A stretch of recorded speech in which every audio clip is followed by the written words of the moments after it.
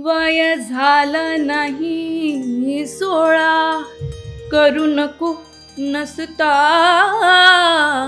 चाळा, अन गुडघे घाशीत जा माझ्या बाळा.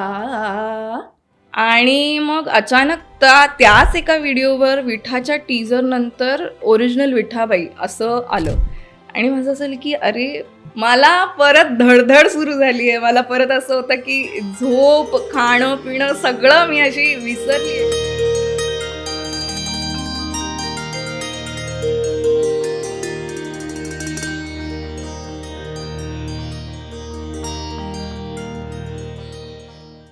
विठा या चित्रपटाचा टीजर प्रदर्शित होतो आणि त्यानंतर एक मराठी अभिनेत्री जिला प्रेक्षकांची ओरिजिनल विठा म्हणून दाद मिळते आणि तीच अभिनेत्री धारणा पंडित माझ्यासोबत आहे. हॅलो नमस्कार फ्रेंड्स, मी मज्जाची नीलम तुमच्यासह धारणाचं खूप खूप स्वागत करते. कशी आहेस? Thank you so much.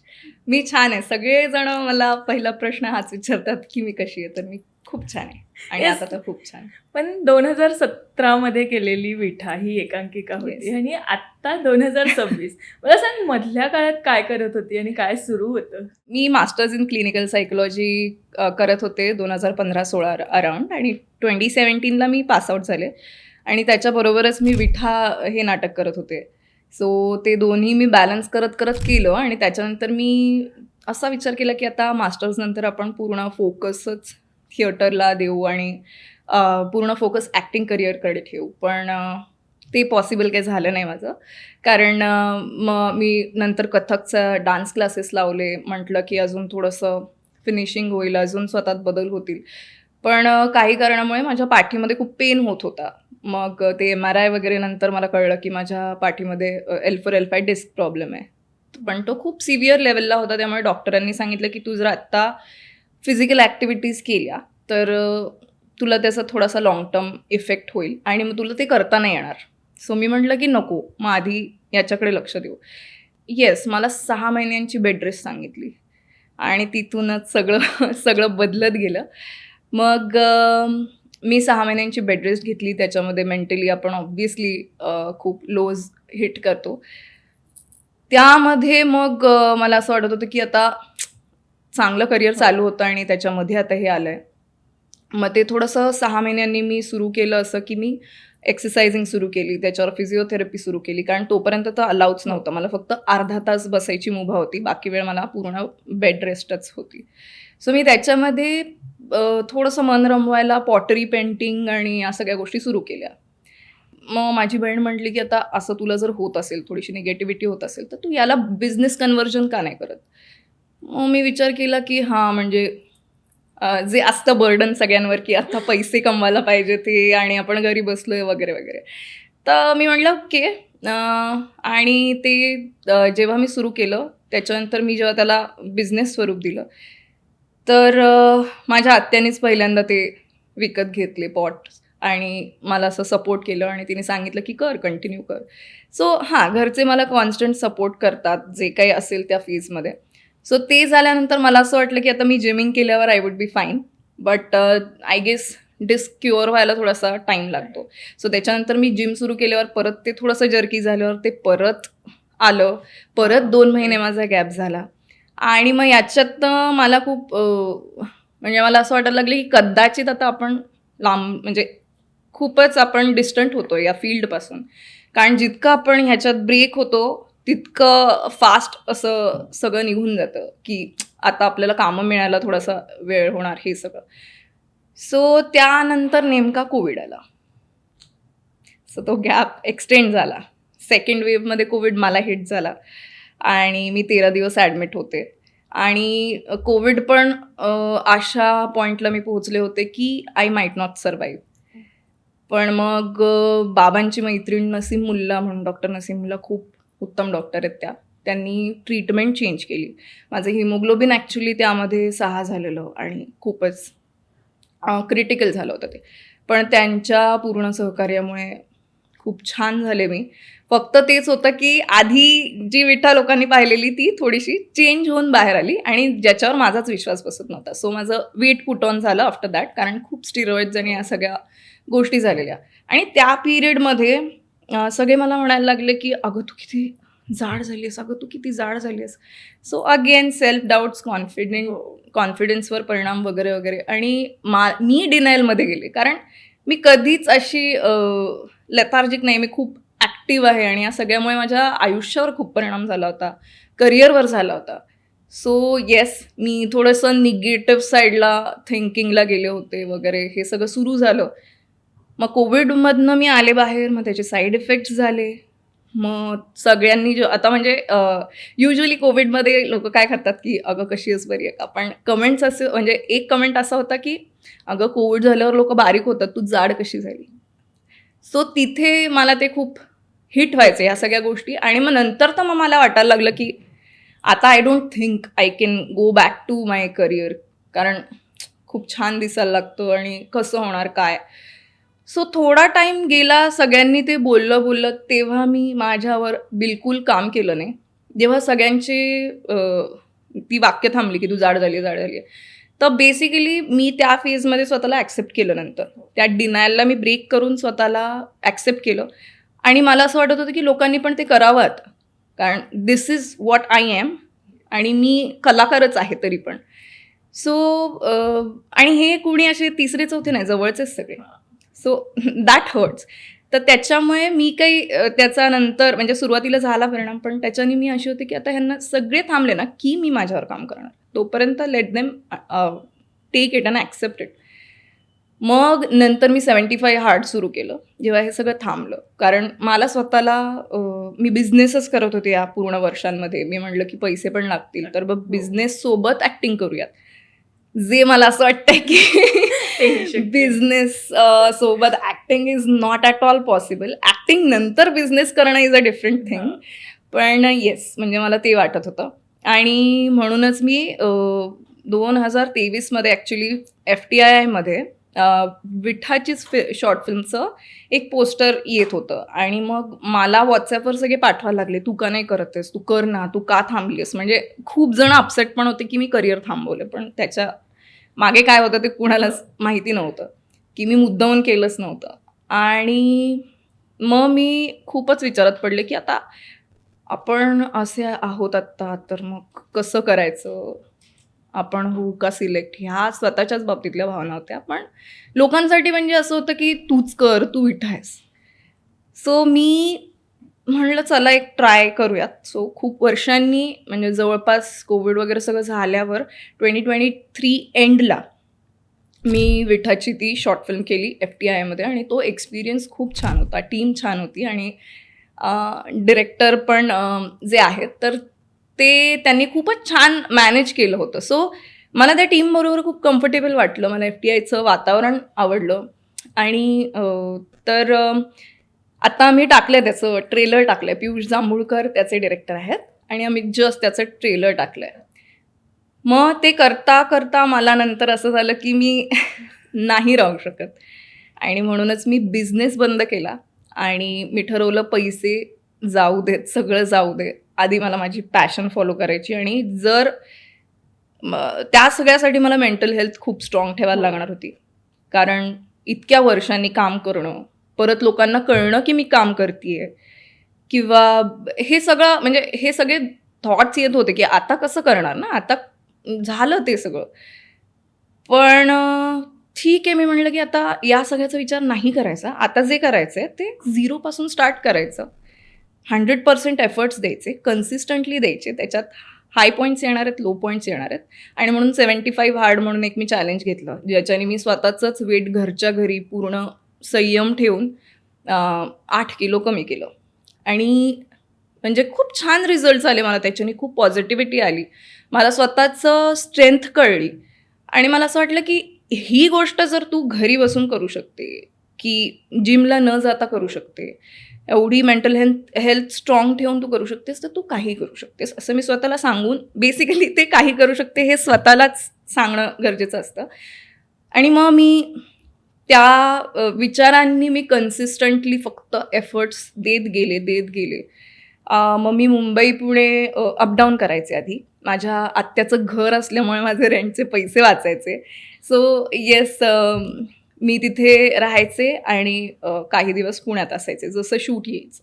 हां, म्हणजे मी सगळ्या प्रकारची शूट्स केली की बास मला आता फक्त पोर्टफोलिओ बनवायचा आहे आणि मला नवीन आता एक ओळख निर्माण करायची आहे. मला ॲक्टिंग करायची आहे आणि आता मला 100% हेच करायचं आहे. सो आता मी मलाडला राहते इथे परमनंटली. आधी मी अपडाऊन करायचे बट तेच होतं की इन्कन्व्हिनियन्सेस व्हायचे की मी अशी शूट करते आणि मग इकडे मध्येच दुसऱ्या दिवशीचं शूट लागल्यावर मला खूप ट्रॅव्हलला प्रॉब्लेम यायचा. सो मग मी यावर्षी ठरवलं की आता जे काही असेल इकडे राहून करूयात. त्यानंतर मग मी ॲड फिल्म्स केल्या आहेत. इकडे बरीच कामं केलेली आहेत. छान MTVवर पण सनी लिओनसोबतची ॲड केलेली आहे प्रोमो शूट. सो येस म्हणजे मी कामं करत होते पण तेच होतं की आता फॉलोअर गेम आहे. हो. सो सो ॲक्टिंगसोबत मी एक ॲक्सेप्टन्स घेऊन की आत्ताचं सगळं बदललं आहे, कास्टिंग बदललं आहे, सगळं बदललं आहे, तर कुठेतरी ॲक्सेप्टन्स त्याचा यायलाच पाहिजे होता. त्रास झाला पण येस म्हणजे आता कंटेंट क्रिएशन पण एक इम्पॉर्टंट झालं आहे आणि ॲक्टिंगला ते दाखवणंच इम्पॉर्टंट आहे. सो फॉलोअर्ससाठी आय वॉज खूप स्ट्रगलिंग की मी कन्सिस्टंटली व्हिडिओ टाकते की काहीतरी टाकूयात.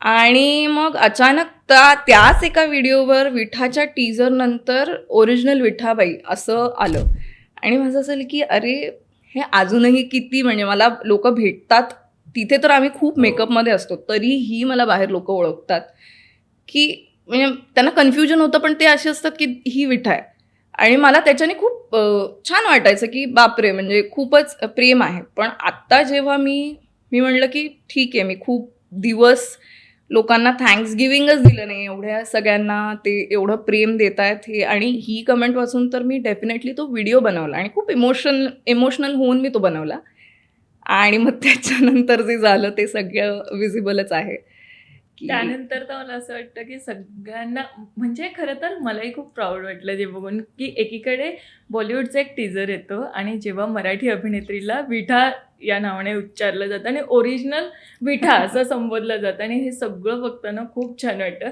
पण ही फेज तुझ्यासाठी आता किती छान सुरू आहे की जेव्हा प्रेक्षक इतकी छान छान दाद देत आहेत तुला. हो नाही हे म्हणजे मी लिटरली मला परत धडधड सुरू झाली आहे. मला परत असं होतं की झोप खाणं पिणं सगळं मी अशी विसरली आहे की बाप रे म्हणजे हे खूप ओव्हरवेल्मिंग आहे माझ्यासाठी की 10 वर्षांपूर्वी तुम्ही काम करताय आणि लोक अजूनही त्याला तेवढीच दाद देत आहे. पण म्हणजे भेटून तर देतच होते पण त्या व्हिडिओच्या खाली काय काय कमेंट्स केल्यात लोकांनी आणि ते म्हणजे भारावून टाकतंय. मला डेली ते खूप पर्सनल लेवलला ते आहे सगळं. कारण जे कॅरेक्टरशी तुमचं नातं निर्माण होतं ते पर्सनलच होतं. सो ते कितीही सांगितलं तरी ते कुणाला न समजण्यासारखं असतं आणि त्यामुळे ते फिलिंग जे असतं ते खूप डीप रूटेड असतं आणि ते कनेक्ट झाल्यासारखं वाटतं. तर मी तेच सांगते की पुन्हा मी जेव्हा कामाला लागले तेव्हा मी शॉर्ट फिल्म विठाच केली आणि आता ते परत असं ते सर्कल सारखं झालंय माझ्या लाईफमध्ये. त्यांनीच कधी तुझी साथ सोडली नाही असंच म्हणू शकतो आपण. येस. पण 10 वर्ष म्हणजे झाली आहेत आणि Yes. 10 वर्ष आधी ना एक होतं की लोक फ्युजनकडे जास्त वळत होते हम्म. किंवा असं म्हणू शकतो आपण की खूप डान्स स्टाईल वेगवेगळ्या फॉर्म्समध्ये आलेले. तेव्हा एखाद्या तरुण म्हणजे मुलीनी म्हणजे तूच कसं ठरवलं की ते विठाबाईंचे घुंगरू आपल्या पायात घालूया आणि आपण या वाटेला जाऊया, हे कधी ठरलं? काहीच ठरलं नव्हतं माझं. हे सगळं योगायोग म्हणूनच घडत गेलं. मी फर्ग्युसनमध्ये होते आणि म्हणजे मी सोशल सर्व्हिसकडे जास्त कल होता माझा तेव्हा मी ते करायचे सुद्धा आणि अपार्ट फ्रॉम दॅट मी अशी कोरिओग्राफी करून डान्सेस करायचे आणि आमचा एक ग्रुप पण होता विंचू नावाचा असा ग्रुप होता. आता ते त्यावेळेचे नावच आपण असे ठेवतो. सो आम्ही असे डान्सेस कुठे कुठे परफॉर्म करायच्या या दृष्टीनेच एक सगळे डान्सर्स जमा झालो होतो आणि मग फिरोदियाच्या ऑडिशन्स येणार होत्या. सो मी अशी होते की नाही मी कुठेच त्यांना कुणालाच ओळखत नाही आणि तेव्हा मी खूप घाबरायचे असं डिरेक्टली कन्फ्रंट करणं किंवा जाऊन बोलणं मला स्टेज फिअर पण आहे. सो हे सगळं करायला मी खूप घाबरायचे की ठीक आहे माझं टॅलेंट ते माझ्यापुरतं हिडन टॅलेंट हिडनच राहू दे असं. सो मग माझा मित्र मला म्हणाला की मला त्याची ऑडिशन द्यायची पण मला पेअर हवी आहे तर तू करशील का माझ्यासोबत. मी म्हटलं मी का करू पण तरी पण मी त्याच्यासाठी ते केलं. तिथे गेलो ऑडिशनिंग केलं आणि त्यांनी मला विचारलं की तू करशील का? तर त्या ऑडिशनमध्ये विचारल्यावर मी अशी होते की ओके. मग त्यांनी मला विचारलं की तुला फोक येतं का, लावणी येते का? म्हटलं हो. मग मी अशा 2-3 ऑडिशन्स दिल्या आणि मी त्या टीमचा पार्ट होते. सो हे खूपच योगायोगाने होतं. आणि मी आधी तर मी विठा करतच नव्हते. म्हणजे जे सिनियर बॅचचे सगळे होते ती माझी क्लासमेटच होती, पण त्यांना खूप वर्षांचा एक्सपिरियन्स होता. सो लीड ऑलरेडी ठरली होती, पण तिला काही कारणांनी ते नाही करता आलं. नेहल म्हणून माझी मैत्रीण आहे. मग तिला नाही करता आलं तर कुणाला करायचं म्हणून एक ऑडियन्समध्ये आय गेस डिरेक्टरला कोणीतरी सांगितलं की हिला करू शकतोस तू. आणि म्हणून मग त्याच्यानंतर त्यांनी विचारल्यावर मला 8 दिवसात पूर्ण स्क्रिप्ट करून अचानक लीड रोल मिळाला होता. सो मी 8 दिवसात माझं असं झालं की मी डान्सर आहे, मी कोरिओग्राफर आहे वगैरे, ठीक आहे. पण आता लीड कसं करायचं ना, म्हणजे मी खूप वर्षांनंतर, म्हणजे मी स्कूलमध्ये केलेलं आहे हे सगळं. त्याच्यानंतर खूप गॅप, कारण आर्ट्सला सपोर्ट नव्हता तेवढा. त्यामुळे कुठलेच पेरेंट्स असं नाही म्हणू शकत की बापरे 100% जास्त तू, कारण फिनान्शियल गोष्टी आपल्याला माहिती आहे थिएटरच्या कशा असतात, त्यामुळे त्यांना काळजी असते. सो येस, माझ्या घरी काहीसं तसंच होतं, पण माझ्या आईचं असं होतं की तुला जे करायचंय ते कर. आणि मग आफ्टर सम एक्सटेंट माझे बाबा पण असे असायचे की ठीक आहे कर. पण मग मी ते लीड रोल मग तो मी 8 दिवसात आम्ही बसवला. तरी पण त्याच्यामध्ये जे खूप इंटेन्स इमोशन्स होते, जे पोर्ट्रे करायचे होते, तर तिथे मी खूप लाजत होते की मी हे कसं बाहेर काढू, मला जज करतील का लोक किंवा काय असेल ते. मग आमचा पहिला म्हणजे तो प्रयोग झाला आणि मी फायनलला गेलो. आणि फायनलला गेल्यानंतर मग माझं असं झालं की आता आपल्याला खूप डेडिकेटेडली सगळं ते सोडून, कम्फर्ट झोन सोडून आपल्याला त्याच्या पलीकडे जायचं आहे, जर आपल्याला लोकांशी कनेक्ट करायचं असेल आणि आपल्या कॉलेजला पुढे न्यायचं असेल तर. आणि मग दॅट्स हाऊ मी खूप प्रॅक्टिस करून करून, म्हणजे मी तिथे जरी शाय असले तरी मी ठरवलं होतं की स्टेज फिअर असो काय असो, पोटात गोळा आला तरी तिथे जाऊन आपल्याला डिरेक्ट कनेक्ट करायचं आहे. सो ते झालं काही एक्सटेंटला पॉसिबल. पहिल्यांदा ते घुंगरू पायात बांधले होतेस त्या भूमिकेसाठी, काय मनात विचार होते तेव्हा? खूप, म्हणजे ॲक्च्युली ना घुंगरांचा आवाजच एक खूप वेगळं, तुम्हाला एक शांतता किंवा खूप थेरप्युटिक असतं ते. म्हणजे मी डान्सर म्हणून मी वेस्टर्न वगैरे सगळं केलेलं, पण मी जेव्हा मी तिथे फेस्टला पण पार्टिसिपेट करायचे ना, तर तेव्हा आम्ही घुंगरू वगैरे काही घालायचो नाही. पण इथे आल्यावर जेव्हा घुंगरू आम्ही घातले आणि त्याच्यानंतर तो जो आवाज असतो, ती थेरपी असते, ते थेरप्युटिक वाटतं खूप. सो येस, म्हणजे मला त्याच्यानंतर तर खूपच छान, म्हणजे खूप छान वाटायचं आम्हाला सगळ्यांना की आम्ही सगळ्यात डान्सर्स होतो. आणि तेव्हा आपण एवढ्या, म्हणजे मी खूप लहान होते त्यामुळे एवढ्या लेवलला आम्ही विचारच नाही करायचो, आम्हाला खूप फक्त छान वाटायचं. सो येस, म्हणजे मी डान्सर म्हणून खूप, म्हणजे एक्सप्रेशन वाईज आणि ते सगळं कनेक्ट होतंय त्यावाईज मी खूपच एन्जॉय केलं होतं तेव्हा. येस, पण आत्ता विठाबाईंचा एक जीवन प्रवास प्रेक्षकांसमोर पुन्हा एकदा चर्चेत येतोय, पण तुझ्यासोबत तो काही वर्षांपासून सुरू होता. मला सांग, जेव्हा आता तू जसं सांगितलंस की 8 दिवसात तू ती भूमिका म्हणजे करायचं असं झालं आणि तू करायला सुरुवात केली, पण त्याचा अभ्यास कशा पद्धतीने केलास तेव्हा? येस, अभ्यास आता मी तेच म्हणते की मला ना म्हणजे काय ना, थोडंसं मला कोणी इमोशनली किंवा कुणाची स्टोरी लाईन असली ना, तर किंवा न्यूज पण कुठली आली तर मला पटकन ते पोहोचतं इथे, की म्हणजे मी खूप विचार करायला लागते की त्या व्यक्तीसोबत काय काय झालं असेल.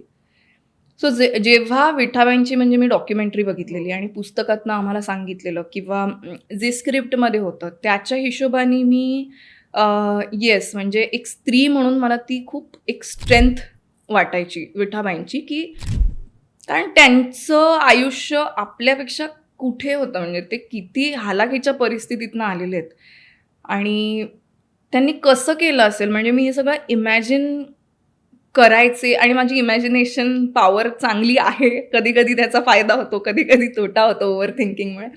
पण येस, म्हणजे नाटकासाठी मला नेहमीच फायदा होतो. ते ओव्हर थिंक झाल्यामुळे मला नवीन-नवीन शेड्स सापडतात किंवा मी जसं डॉक्युमेंटरीमध्ये बघितलं, की त्यांची एक स्टाईल आहे अशी अशी बसायची किंवा हे करायची. तर अ, ते सगळं मी कॅच करायचा प्रयत्न केला. मी ते खूप वेळा बघितलं. त्या कशा सांगतायत, काय सांगतायत, त्यांच्या बोलण्याची पद्धत, अदब, हे सगळं मी कॅच करण्याचा ट्राय केलं. आमच्याकडे अनफॉर्च्युनेटली एकच डॉक्युमेंटरी होती तेव्हा दाखवलेली. सो त्याच्यातनं जेवढं पॉसिबल झालं तेवढं मी कॅच करायचा प्रयत्न केला.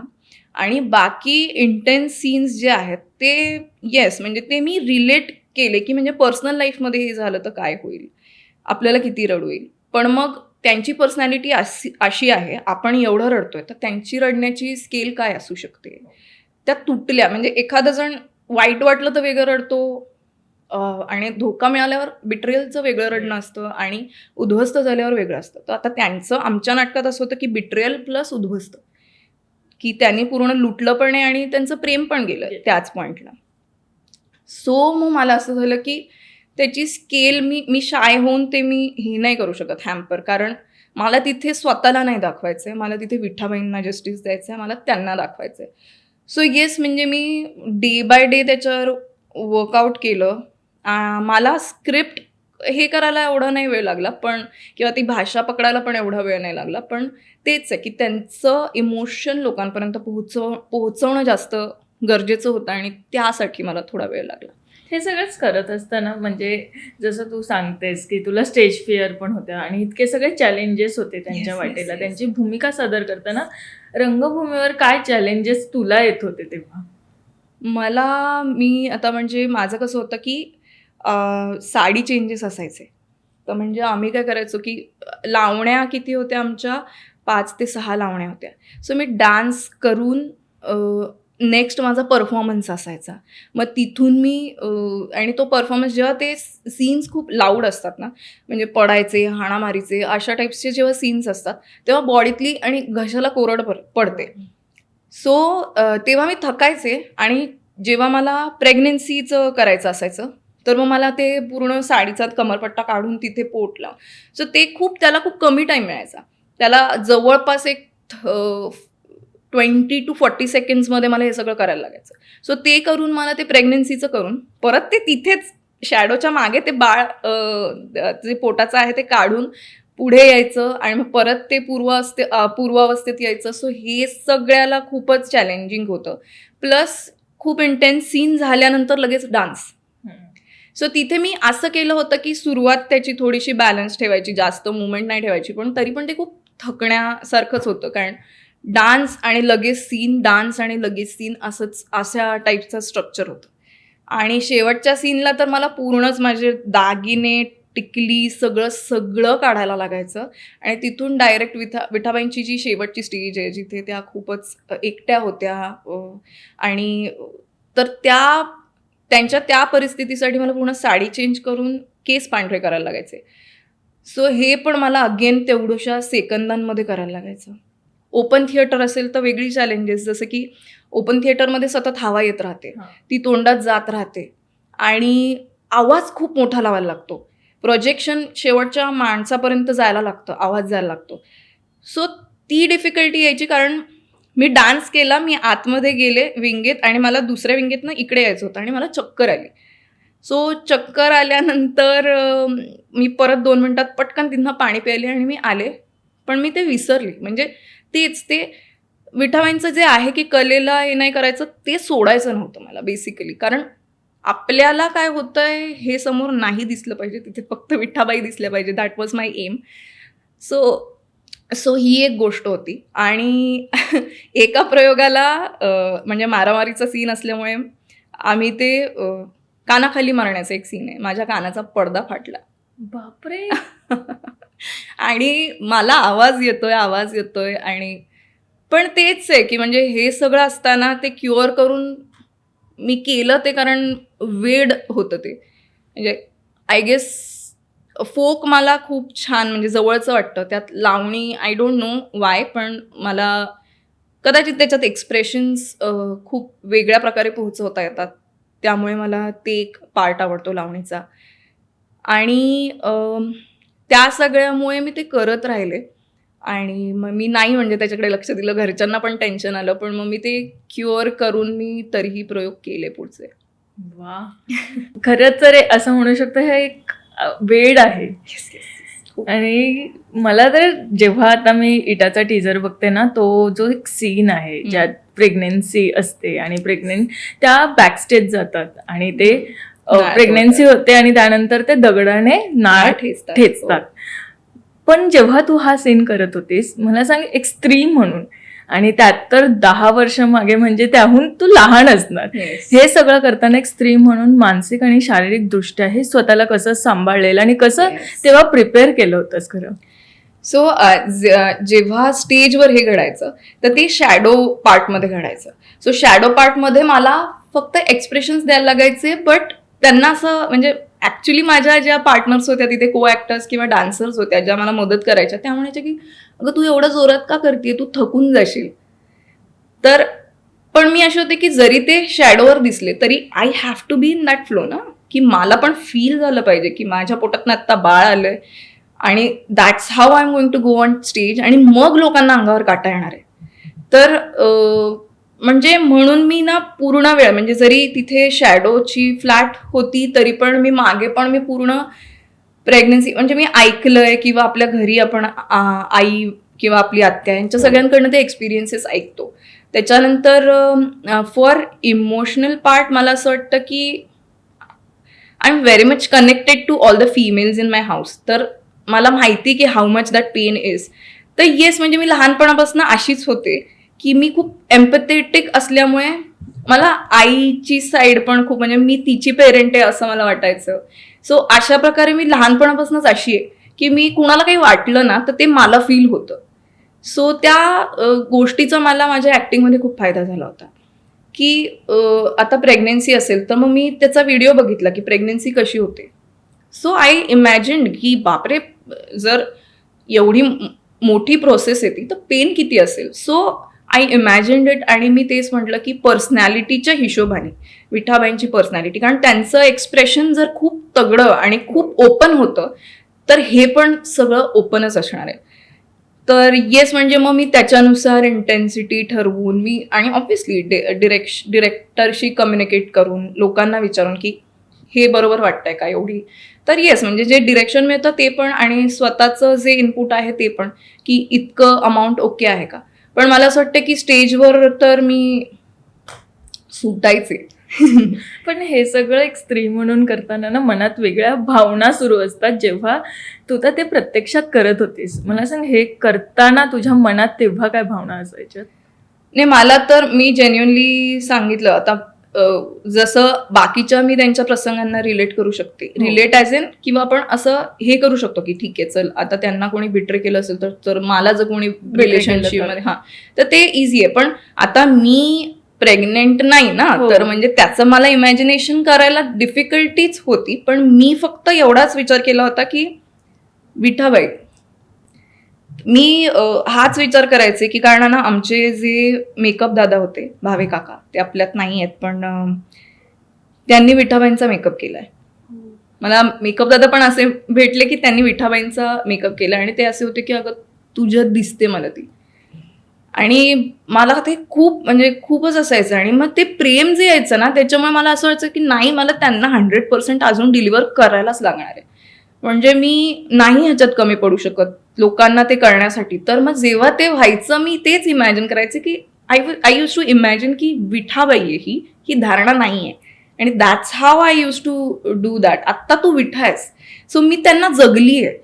म्हणजे जसं त्या शंकरांच्या भक्त होत्या, आणि मी म्हणजे आमचा फायनलचा प्रयोग होता.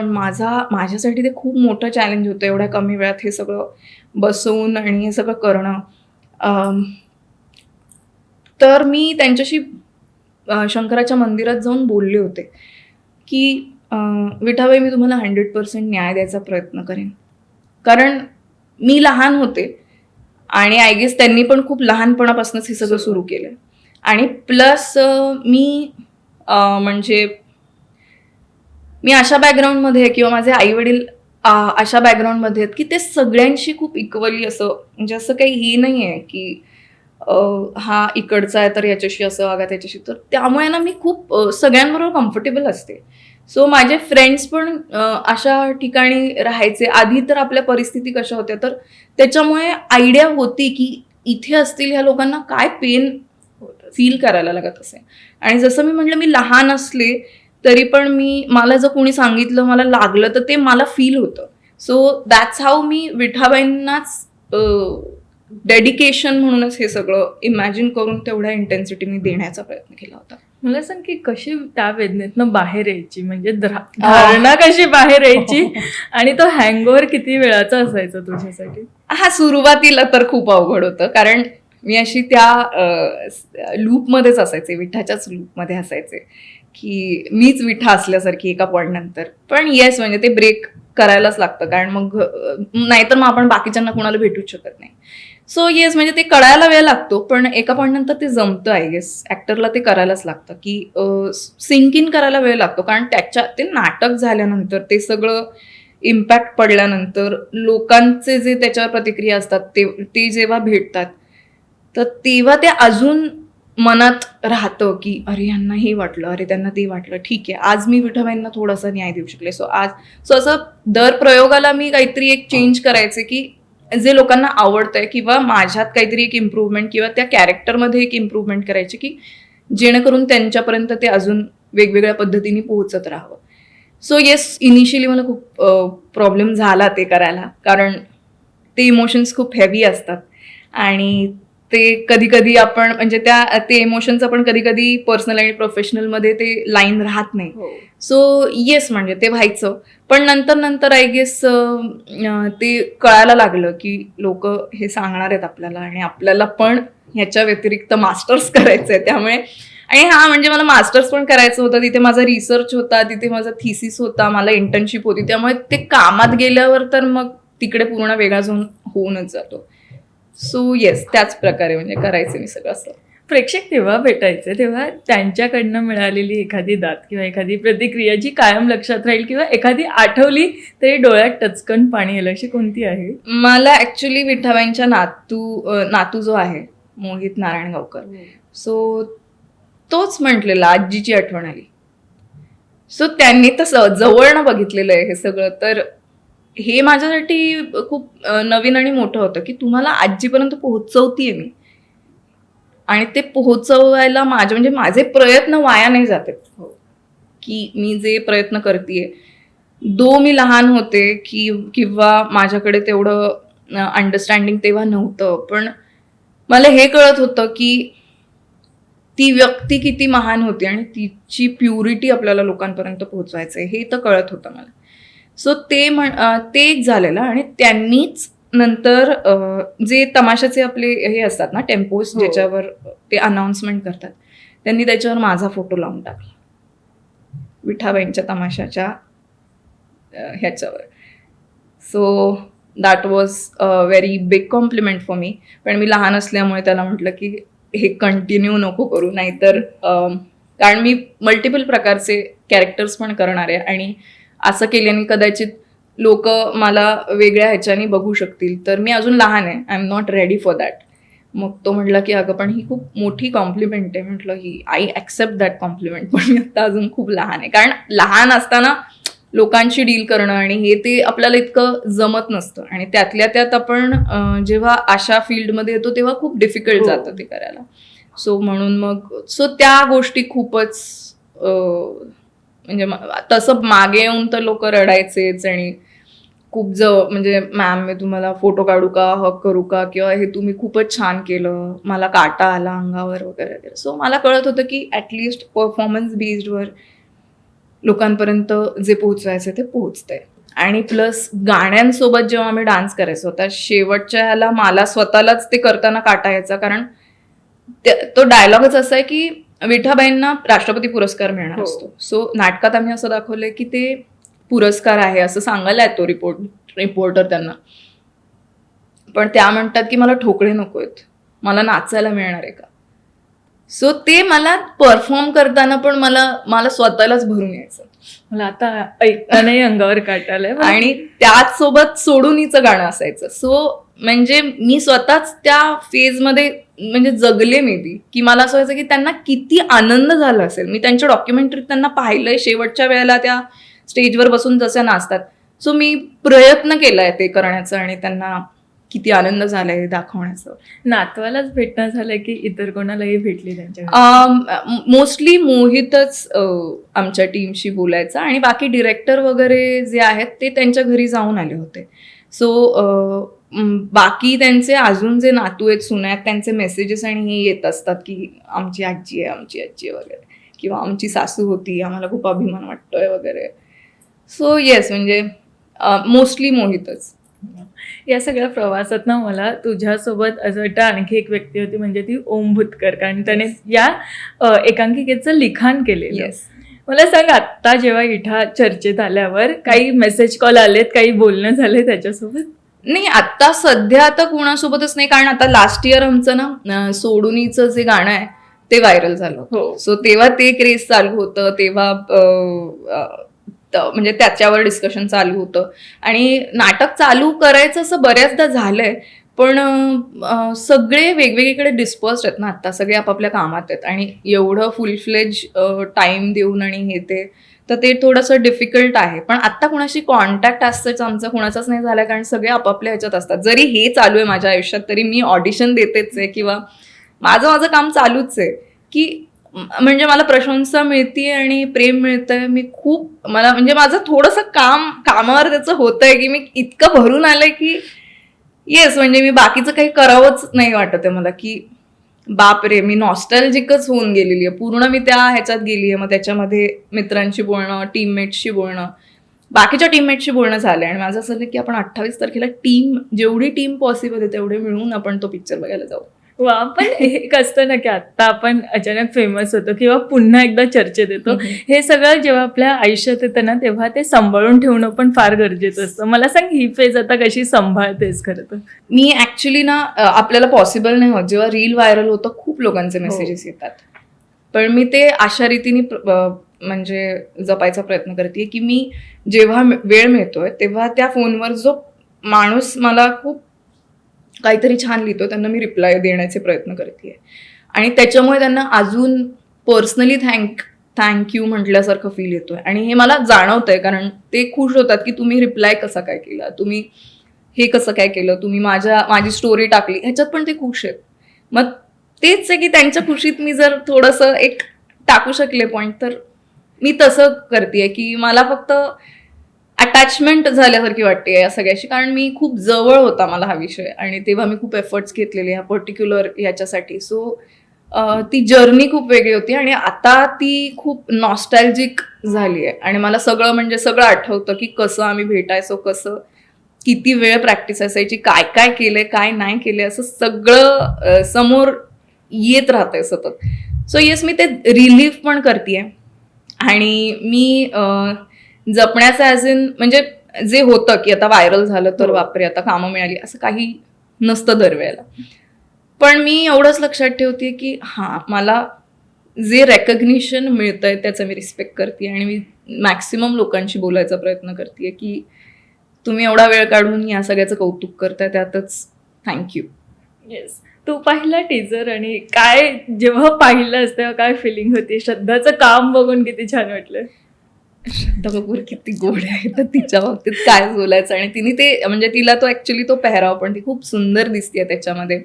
सो ते म्हणजे असं आहे ते की आपल्याला तिथे असावं असं पण वाटतं. विठा म्हणून नाही, पण मला लक्ष्मण उत्तेकरांच्या सोबत या फिल्ममध्ये काम करायचं होतं. मी खूप प्रयत्न पण केले, पण म्हणजे ठीक आहे की त्यांच्याकडे तसे रोल्स अवेलेबल नव्हते किंवा जे काय होतं त्याच्यामुळे ते नाही होऊ शकलं पॉसिबल. पण ही फिलिंग पण आहे की मी ते करायला पण पाहिजे होतं कुठेतरी मला ते, कारण मला ते माझं सर्कल कम्प्लीट करायचं होतं, इमोशनल जे काय असेल ते. पण मी त्याच्या परे आहे आता की येस, म्हणजे परत एकदा मी फक्त थँक्सगिव्हिंगचा मेसेज टाकल्यावर जर लोक अजून सेम प्रेम करतात तर अजून काय हवंय, म्हणजे ती पोचपावती माझ्यासाठी. आणि श्रद्धा कपूरला बघितल्यावर आय गेस सगळेच स्टंट झालेत की सगळ्यांनाच आवडतंय, तिचं लुक आवडतोय, तिचे एक्सप्रेशन्स आवडतात. सो येस, फक्त मला हेच वाटलं की रॉनेस आहे विठाबाईंमध्ये, तर तो तर आपल्याला आता त्यांनी कसं मांडलाय हे फिल्म आल्यावरच बघता येईल, त्यामुळे त्याच्यावर आता काही चर्चा नाही करायची मला. येस, पण विठाबाई बघता किंवा कांताबाई बघता, त्यांनी ना त्यांची कला खूप निरागस पद्धतीने प्रेक्षकांसमोर आणली. पण आत्ता बघता, म्हणजे ज्या लावणी सादर करतात त्यांना सगळ्यांना बघितलं, त्यांचे हावभाव बघितलं तर ते अश्लीलतेकडेही जातात, जे अनेक लोक त्यांच्यावर हे मुद्दे मांडून बोलत आहेत. पण तू ही भूमिका साकारली, तसेच तूही म्हणालीस की तुला लावणी करायला फार आवडते, लावणी सादर करायला फार आवडते, किंवा तू याचं शिक्षण घेतलेलं आहेस, नाही. भरतनाट्यम शिकलीस. नाही, काहीच नाही. भरतनाट्यमही नाही शिकली. काही तू शिकली मगाशी नाही. बोललीस, मला वाटलं की नाही, मी कथक, मी हे सगळं कोरिओग्राफी, मी कुठलाच डान्स फॉर्म शिकलेली नाहीये.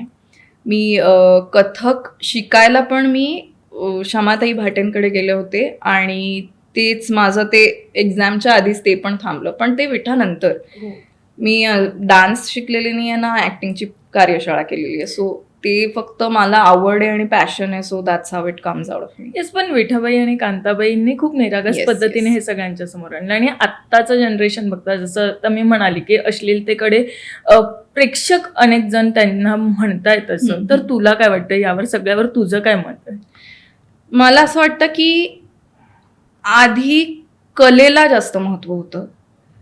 आता लोकांना काय आवडतं याला जास्त महत्व आहे आणि पॉप्युलॅरिटीला जास्त महत्व आहे. तर हाच फरक आहे आणि तो जनरेशनल फरक आहे. म्हणजे विठाबाईंना तिथे समोर लोक नसतील, पैसे नसतील, कमी लोक असतील तरी त्या सादरीकरणाला नाही म्हणत नसतील मला वाटतंय. किंवा कांताबाईंना म्हणा, म्हणजे त्यांची निरागसता ना त्यांच्या बोलण्यात पण आहे सगळ्यांच्या. म्हणजे ते सगळ्यांची काळजी आईसारखी घेऊन, पूर्ण फडाची काळजी आईसारखी घेऊन ते परफॉर्म पण करतात. आणि त्यांना पैशाचं टेन्शन येईल पण ते कधीच प्रयोग नाही करणार, कलेचा अपमान करणार असं कधीच मला नाही वाटत ते झालं असेल. आत्ता काय झालंय, आत्ता पूर्ण कास्टिंग पासून सगळंच बदललंय. म्हणजे जगच बदललंय, तुमची सगळी प्रोसिजरच बदलली आहे. त्याच्यामुळे मला असं वाटतं की हे लोक पण या गोष्टींकडे अट्रॅक्ट होतात की लोकांना हे आवडतं, तर मग लेट्स बी पॉप्युलर ना, then let's earn from that. आणि आता पैसा जास्त महत्वाचा झालाय. आता सोशल मीडियावर विजिबिलिटी होणं खूप इझी झालंय. त्याच्यामुळे ते लोक तिकडे अट्रॅक्ट जास्त होत आहेत. सो त्या अट्रॅक्शनमुळे कला मागे पडते. म्हणजे याच मुद्द्यावर अनेक जणही बोलतात. पण या सगळ्यामधनं जेव्हा विठासाठी तुला सर्वोत्कृष्ट अभिनेत्री हा पुरस्कार मिळतो, मला सांग तो क्षण कसा होता तुझ्या लाईफमध्ये? मी म्हणजे ऍक्च्युली गंमत अशी की त्या प्रयोगाला मी गायले पण होते आणि जज होते अजय अतुल. वा. सो तेव्हा मी थोडंसं गायला मी थोडी घाबरत होते स्टेजवर की आता गाते, माझी जी सिंगर आहे नाटकाची ती एवढी छान सुरेल आणि मग ते होऊन जातं ना आपोआप की पिअर प्रेशर होऊन जातं. अरे बापरे, तिने एवढं छान त्याला हे दिलंय आणि आता मी अंगाई गाणार आहे, तर ते त्याला मी जस्टिस दिला पाहिजे. पण म्हणजे पहिला अटेम्प्ट म्हणून आय कुड से की वा, म्हणजे मी गाते तशी, पण मी तेव्हा गायला घाबरत होते. आणि त्यात अजय अतुल सर आहेत समोर म्हटल्यावर मी खूपच घाबरत होते. पण त्याच मला प्रयोगाला त्यांच्याच कडून मला तो पुरस्कार मिळाला की सर्वोत्कृष्ट गायिका अभिनेत्री. सो तो फोटो पण आहे माझ्याकडे आणि ते खूपच छान अनुभव होता तो. म्हणजे अनबिलिव्हेबल होतं. म्हणजे मला तेव्हा लक्षवेधी अभिनेत्री, गायिका अभिनेत्री, सर्वोत्कृष्ट अभिनेत्री असं हे पुरस्कार मिळतच होते ते. आणि कॉलेजमध्ये असताना त्यावेळेसाठी ते खूपच आमच्यासाठी रिस्पेक्टफुल असतं, ते खूप इम्पॉर्टंट असतं आमच्यासाठी. सो तेव्हा तर मी खूपच वेगळ्या ह्याच्यात होते की वाव यार, म्हणजे जिथे जिथे मी घाबरली, जिथे जिथे मी स्वतःला पंच डाऊन केलंय, तिथे तिथे I have proved my self असं. मला सांग की विठाबाईंकडनं एक गोष्ट शिकलीस आणि ती कायम स्वरूपी स्वतःच्या स्वभावात असो, स्वतःच्या वागण्यात असो, ती तशीच असणार आहे.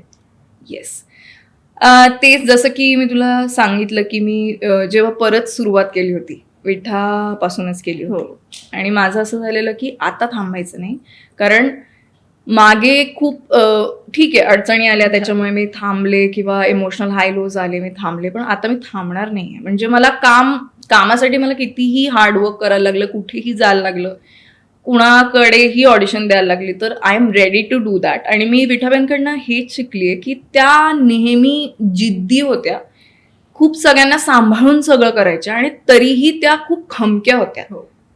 म्हणजे त्यांना बघून कोणी हलगर्जीपणा करेल असं मला वाटत नाही. त्यांना बघून रिस्पेक्ट एवढंच मनात येईल. आणि मी ते ट्राय करेल की स्वतःमध्ये ते सतत बिंबवायला मी ते ट्राय करेल. मी प्रयत्न करतीच आहे. आता त्यांची पर्सनॅलिटीच एवढी मस्त होती. पण मी तुला हेच सांगते की आधीची माझी पर्सनॅलिटी आणि आत्ताची माझी पर्सनॅलिटी यात खूप तफावत आहे. So yes, I am moving towards. Yes, पण Best या friend. सगळ्यांमध्ये विठाबाई ज्या समोर आहेत असं आता समज, आणि त्यांच्याशी काय बोलायचं असेल, मला कायच की काय संवाद तू त्यांच्याशी साधशील, त्यांना काय सांगशील? येस, मी ऑफकोर्स त्यांना हेच विचारेन की मी तुम्हाला न्याय देऊ शकले का, किंवा मी तुम्हाला चुकीचं नाही पोहोचवलं ना. आणि येस, म्हणजे कलेचा आदर मी त्यांच्याकडनं शिकली आहे. सो मी याच्यापेक्षा जास्त त्यांच्याशी बोलू नाही शकणार. मी फक्त त्यांना हात जोडेल आणि मी म्हणेल की तुमच्यासारखं कोणीच नाही आहे. कारण फारच मला असं वाटतं ते स्ट्रॉंग व्यक्तिमत्व आहे. आणि एवढं सगळं सांभाळणं आणि हे सगळं प्रवासातनं जाणं हे सोपं नसतं. सो येस, म्हणजे मी तर अजूनच म्हणजे मी भाग्यवानच समजेल त्या समोर आल्या तर. पण त्या कायमच तुझ्यासोबत आहे, वेगवेगळ्या पद्धतीने त्या तुझ्यासोबत येतात, Yes. तुझी साथ देतात आणि त्या कायम तुझ्यासोबत आहेत. पण आता कसं आहे की तू एकांकिका साकारली होती, ते काहींनी पाहिली, काहींनी नाही पाहिली, आम्ही नाही पाहिली. सो मला तुझ्यातली ती विठा आता पाहायला आवडणार आहे. सो छोटंसं काहीतरी. छोटंसं काहीतरी. सो स्टेजवर म्हणजे असा एक प्रसंग आहे की जिथे विठाबाई डान्स करतात आणि जस्ट आत्ता मिसरूड फुटलेले जे लहान मुलं आहेत ती स्टेजवर येऊन असे धांगडधिंगा करायला लागतात. सो विठाबाई तिथे आम्ही दाखवताना हेच दाखवलं की विठाबाई तिथे त्याला काही ओरडत नाही किंवा हे करत नाही. त्या त्यांच्याच ओळीतनं प्रणव पटवारीने या ओळी लिहिल्यात. वय झालं नाही 16, करू नको नसता चाळा, अन गुडघे घाशीत जा माझ्या बाळा, अंगणी रांग रांग रांग उडवा रंग रंग रंग. तर त्यांनी इतक्या छान, म्हणजे तो पार्ट मला खूप आवडतो. कारण येस, म्हणजे जर कोणी असं अचानक आलं तर कलाकार थांबून जातो, पण त्यांनी जे प्रत्युत्तर दिलं, मी आत्ता माझं वॉइस शेकी आहे त्याच्यामुळे मी छान नसेल गायले तर, पण हा एक प्रसंग मला आवडतो. मला सांग धारणा, आता पुढे काय करायचं प्लॅनिंग आहे आणि काय सध्या करतेस? सध्या तरी मी आत्ता कारण सगळ्यांना विठाची झलकच आवडतीये, तर मी लोकांना थोडंसं म्हणजे जे त्यांना ग्रेटफुलचे मी फक्त मेसेजेस किंवा जे सांगते तर ते मी कलेच्या माध्यमातून त्यांच्यापर्यंत पोहोचवणार आहे. आणि तेच मी आत्ता सगळं म्हणजे माझ्या पाईपलाईनमध्ये आहे. आणि रिसेंटली आम्ही जी शूट केली होती विठा ही शॉर्ट फिल्म, ती सुद्धा मी, कारण नाटकाचं मी प्रॉमिस करू शकत नाही आहे, त्यामुळे मी डेफिनेटली ती शॉर्ट फिल्म लवकरच यूट्यूबवर अवेलेबल होणार आहे. सो येस, मी जे प्रयत्न करू शकते ते करणार आहे. आणि आत्ता ह्याचंच खूप लोक माझ्याकडे अप्रोच करतात, त्यामुळे येस, मी ह्याच्या रिलेटेड त्यांना छोटी छोटी सरप्राईजेस आता माझ्या फीडवर देत राहील. अगदीच. आणि मला असं वाटतं सगळेच जण ते बघण्यासाठी खूप उत्सुक आहे आणि खूप छान वाटले तुझ्याशी गप्पा मारून. कारण की इतकं सगळं आयुष्यात घडत असताना कुठेही थांबायचं नाही, हे जे तू त्यांच्याकडनं घेतलंयस आणि आता तेच तू सगळ्यांना सांगते की कितीही काही झालं तरी थांबायचं नाही आहे आणि आता याच्या पुढे आणखी छान छान काही घेऊन यायचं आहे आणि नक्कीच तू आणशील. So thank you so much thank you. गप्पा मारल्याबद्दल, इथे आल्याबद्दल. आणि खूप छान वाटलंय खरं तर बोलून. आणि मला असं वाटतं हा प्रवास आता असाच छान छान छान पद्धतीने सुरू राहावा. Yes. So thank you so much. आणि तुम्हाला हा व्हिडिओ आवडला असेल तर लाईक करा, शेअर करा आणि इट्स मज्जा मराठी या यूट्यूब चॅनलला सबस्क्राईब करायला विसरू नका. मराठी मनोरंजन सृष्टीमधील मालिका, चित्रपट, नाटक तसेच कलाकारांबद्दलच्या नवीन अपडेट्स जाणून घेण्यासाठी नक्की सबस्क्राईब करा इट्स मज्जा मराठी या आपल्या नवीन यूट्यूब चॅनलला.